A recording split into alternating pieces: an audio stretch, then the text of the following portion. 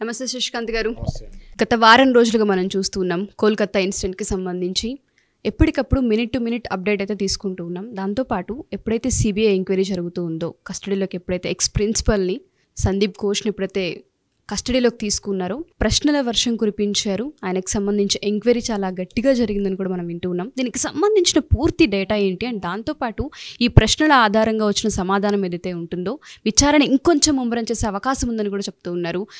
Justice for అభయ అన్న మాటకి అర్థం దొరికే అవకాశం ఉంటుంది అంటారా? అండ్ దాంతోపాటు విచారణ ఏ విధంగా కొనసాగుతూ ఉంది, అడిగిన ప్రశ్నలు ఏంటి అండి? అసలు కేసులో పర్టికులర్గా సందీప్ ఘోష్ ఎవరైతే డాక్టర్ అంటే మళ్ళీ ఆయన డాక్టర్ సందీప్ ఘోష్ అంటే ఆయన ఎవరైతే ఈ డాక్టర్ ఘోష్ ఉన్నాడో ఈయన చుట్టే కేసు మొత్తం తిరుగుతుంది.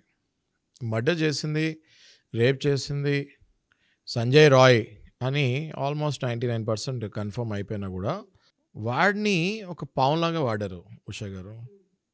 He was only used as ఏదో కిరాయి రౌడీలాగా వాడుతుంది తప్ప అసలు ఈ మర్డర్ వెనకాల ఎవరున్నది అని చుట్టూ డాక్టర్ సందీప్ ఘోష్ చుట్టూనే తిరుగుతుంది.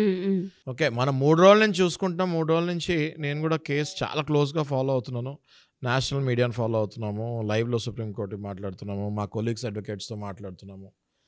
సో బేసిక్గా నాకు బాగా అర్థమైంది ఏంటంటే ఈ కేసు డాక్టర్ సందీప్ ఘోష్ చుట్టూనే తిరుగుతుంది. సంజయ్ రాయ్ ఓన్లీ ఒక పనుడు మాత్రమే, పని చేసి వెళ్ళిపోయాడు, జైల్లో ఉన్నాడు, వాడు ఒప్పేసుకున్నాడు. వాడు ఒక కిరాయి గుండాలాగా main candidate who is responsible అన్నది ఇప్పుడు సందీప్ ఘోష్ చుట్టూ తిరుగుతుంది. అయితే ఈ సందీప్ ఘోషే మొత్తం రెస్పాన్సిబుల్ అంటే మళ్ళీ అది కూడా కాదు అంటున్నారు. మమతా బెనర్జీ మేనల్లుడు పేరు కూడా అభిషేక్ అనుకుంటా, ఆయన పేరు కూడా రూమర్స్ వచ్చాయి, నిర్ధారించలేము మనం. కానీ నిప్పులేందే పోగరాదు అని అంటారు కాబట్టి డెఫినెట్గా అది కూడా పరిగణలోకి తీసుకోవాల్సింది తప్పదు. At the same time only వాళ్ళ మేనల్లుడా అంటే కాదు, గవర్నమెంట్ కూడా ఇన్వాల్వ్ అయి ఉంది అని చాలామంది అంటున్నారు. ఇప్పుడు అవే ఇన్వెస్టిగేషన్ నడుస్తుంది. జనరల్గా అయితే ఇట్లాంటి కేసెస్ ఫస్ట్ స్టేట్ హైకోర్టు దగ్గరే చానాలు పడుతుంది, దాని తర్వాత it will go to supreme court. ఈ కేసులో మనం చూసుకుంటే ఈ కేసులో వితిన్ 1 వీక్లో 10 డేస్లో సుప్రీంకోర్టు దీన్ని మీ ఎవరితోటి కాదు, మేము ఈ కేసు తీసుకుంటామని సుమోటో తీసుకుంటాం జరిగింది. ఆ సుమోటో ఎప్పుడైతే సుప్రీంకోర్టు తీసుకుంటాం జరిగిందో అప్పటి నుంచి జనాలకి ఒక పాజిటివ్ హోప్ క్రియేట్ అయింది. దేశవ్యాప్తంగా డాక్టర్స్, నేను నిన్న ఒక డాక్టర్తో మాట్లాడటం జరిగింది. ఆయన చెప్పేది ఏంటి అంటే స్టాటిస్టిక్స్ తీసుకుంటే రోజుకి 2 డాక్టర్లు ఫిజికల్గా అబ్యూజ్ అవుతున్నారు మన కంట్రీలో. రోజుకి అంటే సంవత్సరానికి దగ్గర 740-750 మంది డాక్టర్స్ ఫిజికల్గా దెబ్బలు తింటున్నారు, ఫిజికల్గా అబ్యూజ్ అవుతున్నారు. డాక్టర్స్కి నమ్మకం పోయి మన భారతదేశం మీద కొంతమంది డాక్టర్స్ అయితే ఈ మెడిసిన్ అవుతున్నప్పుడే they are taking seats in other countries because of this kind of activities. ఇది మనం ఇక్కడితో ఆపాలి అని సుప్రీంకోర్టు జస్టిస్ సిజే చంద్రచూడ్ గారు క్లియర్గా చెప్పడం జరిగింది. ఇట్లాంటి అరాచకాలు nation should not see one more incident like this అని స్ట్రాంగ్గా చెప్పడం జరిగింది. ఆ పరిణామంలో సిబిఐకి కేసు హ్యాండ్ ఓవర్ చేస్తాం జరిగింది. సిబిఐ కూడా ఇన్వెస్టిగేషన్ రిపోర్టు సుప్రీంకోర్టుకి ఇస్తాం జరిగింది. అయితే మనము ఇప్పుడు బ్రేకింగ్ న్యూస్ మాట్లాడుకునేది ఏంటి అంటే ఈ సిబిఐ ఇందులో గ్రిల్లింగ్ క్వశ్చన్స్ ఒక 10 క్వశ్చన్స్ సందీప్ ఘోష్ని అడుగుతాం జరిగింది. ఎవరు? ఎక్స్ ప్రిన్సిపల్, అంటే అప్పట్లో ప్రిన్సిపలే. ఎవరినైతే ఆ రోజు తీసేసి ఇమ్మీడియట్గా నెక్స్ట్ డే మళ్ళీ ఇంకో కాలేజీలో ప్రిన్సిపల్ లాగా నియమించారో ఆ ప్రిన్సిపల్ గురించి మనం మాట్లాడుకో. ఎవరి చుట్టూ అయితే కేసు తిరుగుతుందో ఆయన గురించి మనము 10 గ్రిల్లింగ్ క్వశ్చన్స్ సిబిఐ ఏం అడిగింది అన్నది ఇప్పుడు మనం మాట్లాడుకోతున్నాం. ఫస్ట్ క్వశ్చన్ సిబిఐ ఏం అడిగిందంటే, సిబిఐ అడిగిన ఫస్ట్ క్వశ్చన్, మీకు క్రైమ్ అవ్వగానే మీ రోల్ ఏంటి? క్రైమ్ అయింది అని తెలియగానే మీ రోల్ ఏంటి, మీ పాత్ర ఏంటి, మీరు ఏం చేశారు? What is your role after knowing the crime? అంటే ఇక్కడ చూడండి, క్రైమ్ అని మాత్రమే అన్నారు, అది మర్డర్ అనలేదు, అది రేప్ అనలేదు. Immediately what did you do after knowing the crime అన్నది ఫస్ట్ క్వశ్చన్ అండి. Whom did you contact after the crime immediately? Second question, whom did you contact after the crime immediately? అసలు మీ crime తెలిసిన తర్వాత మీరు ఎవరిని contact చేశారు అన్నది second question. Third question, మీరు ఇది పోలీస్ స్టేషన్కి ఇన్ఫామ్ చేశారా లేదా అసలు అన్నది థర్డ్ క్వశ్చన్. ఫోర్త్ క్వశ్చన్, మీరు వాళ్ళ పేరెంట్స్కి 3 hours తర్వాత ఎందుకొని పర్మిషన్ ఇచ్చారు చూస్తానికి, ఇమీడియట్గా ఎందుకు చూడలేదు బాడీని?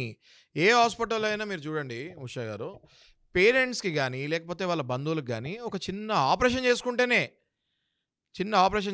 వాళ్ళ పేరెంట్స్ని పిలిచి, లేకపోతే వాళ్ళ అన్నదమ్ములను పిలిచి, లేకపోతే వాళ్ళ వైఫ్ని పిలిచి ఇట్లా చేస్తున్నామండి అని చెప్పి డాక్టర్లు ఆపరేషన్ చేస్తారు. అలాంటిది మీరు అసలు ఎవరికి ఇన్ఫామ్ చేయకుండా వాళ్ళు పోస్ట్ మార్టమే చేస్తారు. జనరల్గా ఎఫ్ఐఆర్ లేకుండా పోస్ట్ మార్టం చేయకూడదు. వీళ్ళు అసలు ఎవరికి ఇన్ఫర్మేషన్ లేకుండా పోస్ట్ మార్టం కూడా చేస్తారు. That is one more big crime what it did. అదే ఫోర్త్ క్వశ్చన్ అయిపోయింది. మనం ఫిఫ్త్ క్వశ్చన్కి వెళ్తే, when did you inform the cops about the incident? అంటే when did you inform the cops about the incident, అంటే police స్టేషన్కి అసలు మీరు ఎప్పుడు ఇన్ఫార్మ్ చేశారు అన్నది ఫిఫ్త్ క్వశ్చన్. సిక్స్త్ క్వశ్చన్ ఏంటి అంటే, మీరు పోలీసులకు చెప్పారు కదా, ఏ పోలీసు చెప్పారు, ఆయన పేరేంటి అన్నది సిక్స్త్ క్వశ్చన్. సెవెంత్ క్వశ్చన్ ఏంటి అంటే, అసలు మీకు ఇది మర్డర్ అని తెలుసా?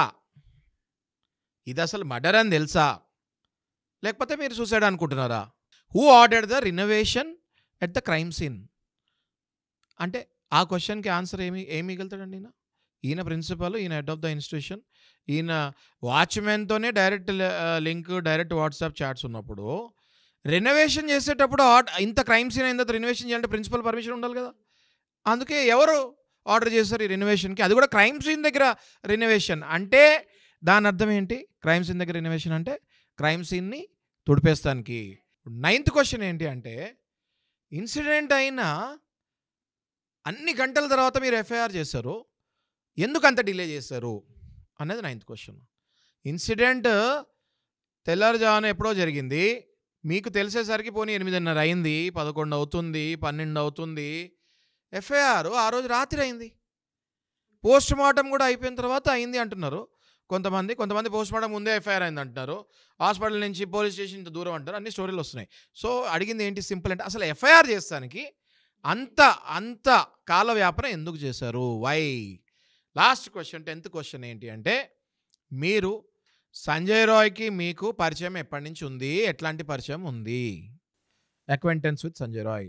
What is your acquaintance and how is your acquaintance with Sanjay Roy అని అడగడం జరిగింది. ఈ 10 క్వశ్చన్స్లోంచి సిబిఐ కేసుని బస్ట్ చేసేస్తుంది. It is as simple as that. So ఇది గ్రిల్లింగ్ క్వశ్చన్స్ అండి. Grilling questions to Sandeep Ghosh, ఎవరైతే డాక్టర్ ఉన్నారో, ఎవరైతే ప్రిన్సిపలో, okay, for him it is a grilling questions. ఈ క్వశ్చన్స్ అన్నిటికీ ఆయన ఆన్సర్స్ ఎలా ఇచ్చారన్నది మనం నెక్స్ట్ వీడియోలో డిస్కస్ చేసుకుందాము. ఈ క్వశ్చన్స్ త్రూ 100% సిబిఐకి చాలా వ్యాలిడ్ ఇన్ఫర్మేషన్ వచ్చేస్తుంది. ఎందుకంటారా, ఇది అసలు మీకు మర్డర్ అని ఎప్పుడు తెలిసింది అని అడిగారు. ఇది మీరు మర్డర్ అని అనుకుంటున్నారా, సూసైడ్ అనుకుంటారా అని అడిగారు. అంటే ఆయన ఇది ఒకవేళ సూసైడ్ అని అనుకుంటే మరి అది ఆ బాడీ చూసిన చిన్నపిల్లడు కూడా అది సూసైడ్ కాదు మర్డర్ అని చెప్పే పరిస్థితిలో ఉన్నారు. ఓకే, మీరు పేరెంట్స్కి ఎందుకు చూపించలేదు అని అడిగారు.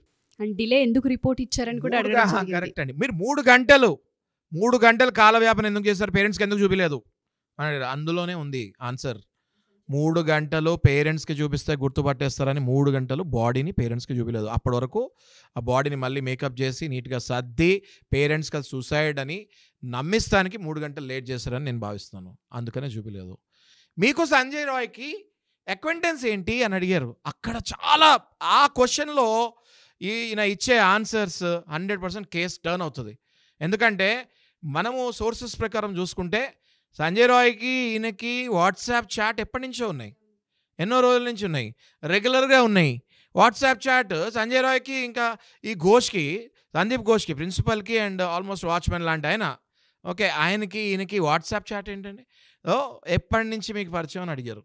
లేటెస్ట్ పరిచయం అంటే దొరికిపోతాడు, పాత పరిచయం అంటే నీకు ఆయనకి అంత క్లోజ్ రిలేషన్ ఏంటి, వేరే మాఫియా బిజినెస్లన్నీ బయటపడతాయి. ఇట్లాంటి గ్రిల్లింగ్ అండ్ చిల్లింగ్ పోలీస్ స్టేషన్లో ఏ పోలీస్కి మీరు చెప్పారు, ఆ పోలీస్ పేరు ఏంటని ఇన్ఫార్మ్ చేస్తారు. ఇట్లాంటి క్వశ్చన్స్ చాలా చిల్లింగ్ అండ్ గ్రిల్లింగ్ క్వశ్చన్స్ అండి. ఈ క్వశ్చన్స్ తోటి సిబిఐ కేసును ఒక యాంగిల్కి తీసుకెళ్ళిపోతానని అనుకుంటున్నాను. సో ఏదేమైనా జస్టిస్ జరగాలని ఈ 10 క్వశ్చన్స్కి సంబంధించి ఏదైతే వాళ్ళు క్వశ్చనింగ్ చేయడం జరిగిందో ఆ ఆన్సర్ని బట్టి మీరు అన్నట్టుగానే ఒక మలుపు తిరిగే అవకాశం ఉంటుంది. మెయిన్ పాత్రధారులు ఎవరు, సూత్రధారులు ఎవరు, అండ్ దాంతోపాటు ఒక ఆడపిల్లని హింసించి అతి కిరాతకంగా డ్యామేజ్ చేసి ఇంటర్నల్గా చంపడానికి గల మెయిన్ కారణాలు ఏంటో తెలిసే అవకాశం ఉంటుంది. నెక్స్ట్ టైం ఇటువంటివి రిపీట్ చేయాలి అన్న ఆలోచన వచ్చిన వణుకు పుట్టేలా సిబిఐ ఎంక్వైరీ కొనసాగుతుంది. కాబట్టి ఈ విధంగానే ముందుకు వెళ్ళాలని, జస్టిస్ కూడా అదే విధంగా తీసుకురావాలని కోరుకుంటున్నాం. సుమన్ టీవీ నుంచి ఎప్పటికప్పుడు అప్డేట్స్ ఇస్తూ ఆడియన్స్కి కూడా సిబిఐ వాళ్ళు అండ్ దాంతోపాటు సుప్రీంకోర్టు న్యాయం దిశగానే ముందుకు వెళ్తున్న ఇన్ఫర్మేషన్ పాస్ చేస్తున్నారు sir. Thank you sir, thank you so much.